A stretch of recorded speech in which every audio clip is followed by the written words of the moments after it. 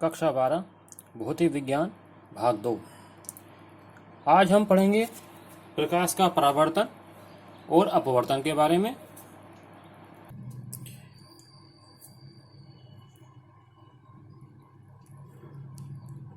प्रकाश का परावर्तन किसे कहते हैं ये हम पहले अध्ययन कर चुके हैं, इसके बारे में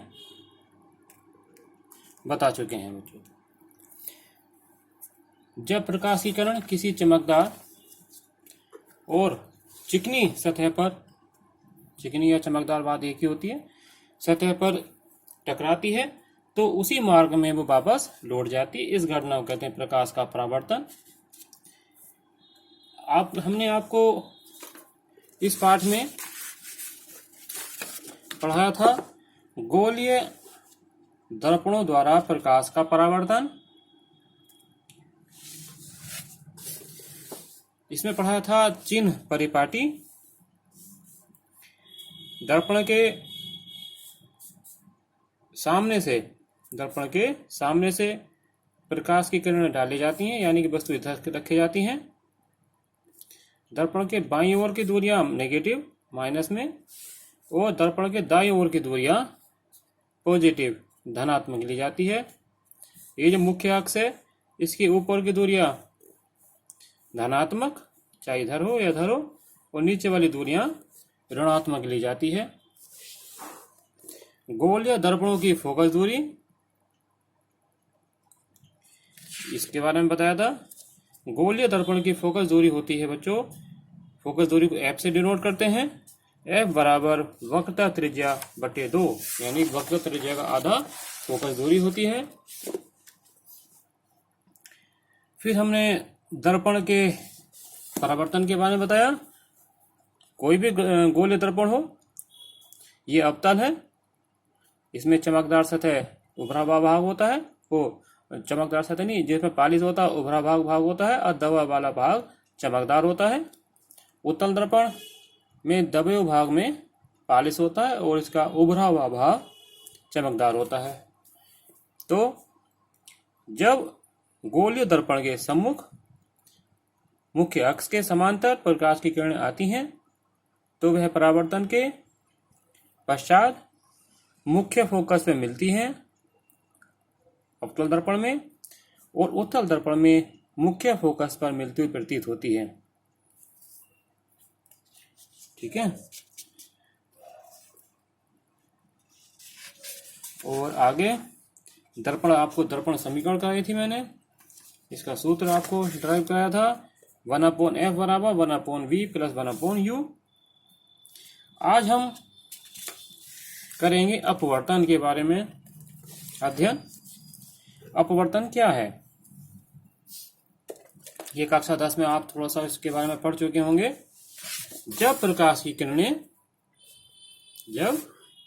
किरणें एक माध्यम से दूसरे माध्यम में जाती है, अर्थात कोई सघन माध्यम से विरल में जा रही है या विरल माध्यम से सघन में जा रही है। विरल माध्यम यानी हल्का माध्यम, जैसे हवा से कांच में जा रही है तो हवा हो गया विरल माध्यम और कांच हो गया सघन माध्यम उसके लिए। तो जो ये प्रकाश किरण आ रही है, तो जब वो बच्चों विरल माध्यम से सघन माध्यम में प्रवेश करेगी तो अपने मार्ग से, जो उसका मार्ग है उससे हट जाएगी, कुछ घूम जाएगी, है ना। इस हटने को यानी घूमने को, विचलन को, जो प्रकाश की किरण विचलित हो रही है, इस घटना को कहते हैं प्रकाश का अपवर्तन। ठीक है। यानी कि विरल से सघन में जारी है, ये आपतित किरण है, ये अभिलंब है जो परावर्तन सतह के लंबवत है, तो उस अभिलंब की ओर झुक जाती है। और जब ये प्रकाश की किरण सघन से विरल में जाती है तब वह इस अभिलंब से दूर हट जाती है। ठीक है। अब आप समझ लीजिए अपवर्तन के नियम। अपवर्तन के 2 नियम हैं। पहला नियम, आपातिकरण, अभिलंब और अपवर्तित किरणें तीनों एक ही तल में होती हैं। दूसरा नियम है आपतन कोण।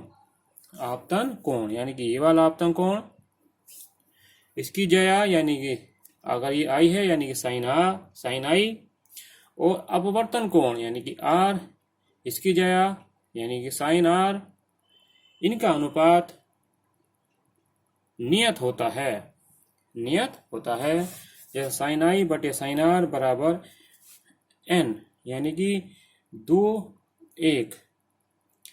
दूसरे पहले माध्यम के सापेक्ष दूसरे माध्यम का अपवर्तनांक, इसे हम पढ़ते हैं। ये हो गया अपवर्तन। जो दूसरा नियम है बच्चों, इसे हम स्नेल के नियम से भी जानते हैं। तो आपने देखा अपवर्तन के नियम और आपने देखा अपवर्तनांक। अब हम पढ़ेंगे पूर्ण आंतरिक परावर्तन। पूर्ण आंतरिक परावर्तन के बारे में। पूर्ण आंतरिक परावर्तन क्या है? पूर्ण आंतरिक परावर्तन को समझने के लिए इसे समझ लीजिए क्रांति कोण किसे कहते हैं। Critical angle. क्रांति कोण सघन माध्यम में बना वह आपतन कोण होता है जिसके लिए विरल माध्यम में अपवर्तन कोण 90 डिग्री होता है। जैसे ये सघन माध्यम है, ये विरल माध्यम है, ये कांच है, ये वायु है। तो जैसे कांच से प्रकाश आ रहा है वायु की ओर, तो ये क्या होगा, सघन माध्यम से जब विरल में आ रहा है तो इस अभिलंब से दूर हटेगा, यानी कि इधर भगेगा। तो इस तरह से ये प्रकाश आ रहा है कि ये प्रकाश विरल माध्यम में पहुंच ही नहीं रहा, ये अपवर्तित होकर सघन माध्यम में ही इसके यहाँ पर किनारे से ही गुजर जाता है। माना प्रकाश की कोई किरण सघन माध्यम कांच से में विरल माध्यम में जाती है तो स्नेल के नियम से 1n2 यानी कि कांच के सापेक्ष G4 ग्लास, कांच के सापेक्ष हवा यानी कि एयर का अपवर्तनांक साइन आई बटे साइन आर। यदि आपतन कोण का मान क्रांति कोण के बराबर हो यानी कि I बराबर C, I का मान क्रांति कोण के बराबर हो, I को हमने C ले लिया, तब अपवर्तन कोण का मान 90 डिग्री होगा। I C के बराबर कब लेंगे? जब अपवर्तन कोण 90 डिग्री हो, यानी कि GNA बराबर साइन C बटे साइन 90। साइन 90 का मान आपको पता ही है 1, ठीक है। GNA को लिख देंगे ANG लिखेंगे तो ये हो जाएगा 1/GNA। इसे पलट देंगे साइन 90 बटे साइन C, साइन 90 का मान 1, यानी कि ANG बराबर 1/साइन C, ठीक है। अब पढ़ेंगे हम पूर्ण आंतरिक परावर्तन। ज्यों ही सघन माध्यम में आपतन कोण का मान क्रांति कोण से बढ़ा देंगे, अधिक कर देंगे क्रांति कोण से, तो अब क्या होगा, ये जो प्रकाश 90 डिग्री पर जा रहा था ये थोड़ा सा ऊपर हो जाएगा, ये यहाँ जाना जाकर ऊपर हो जाएगी। ऐसी अवस्था में प्रकाश पूर्ण रूप से आंतरिक परावर्तन हो जाएगी, अंदर ही अंदर परावर्तित हो गई। इसी घटना को कहते हैं पूर्ण आंतरिक परावर्तन। पूर्ण आंतरिक परावर्तन। इसके उदाहरण हैं जल में टेढ़ी पड़ी परख नली, उसका तल का चमकदार दिखाई देना, कांच में पड़ी दरार का चमकीला दिखाई देना, हीरा जो अत्यंत चमकदार होता है उसका भी यही कारण है, रेगिस्तान में जलीय मरीचिका का होना, और ऑप्टिकल फाइबर यानी कि प्रकाश तंतु, ये इसके उदाहरण हैं।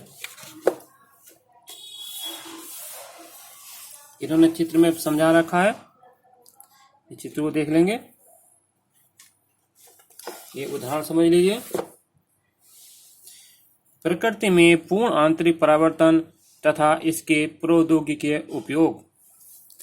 प्रकृति में और इसका टेक्नोलॉजिकल यूजेस क्या हैं?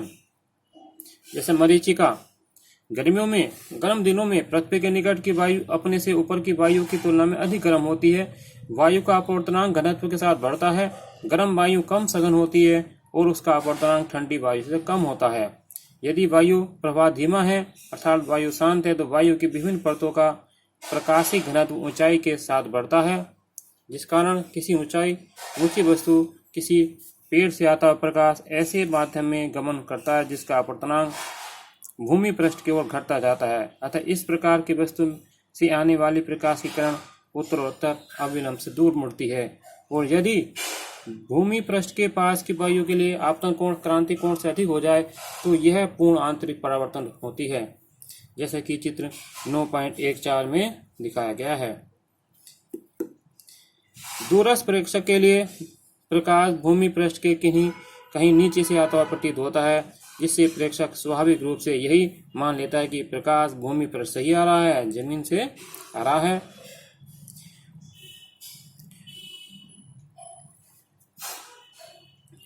वही प्रकाश भूमि पृष्ठ से जैसे ऊंची वस्तु और किसी दूरस्थ वस्तु का इस प्रकार बना उल्टा प्रतिबिंब दृष्टि भ्रम उत्पन्न करता है। इसी परिघटना को हम कहते हैं मरीचिका।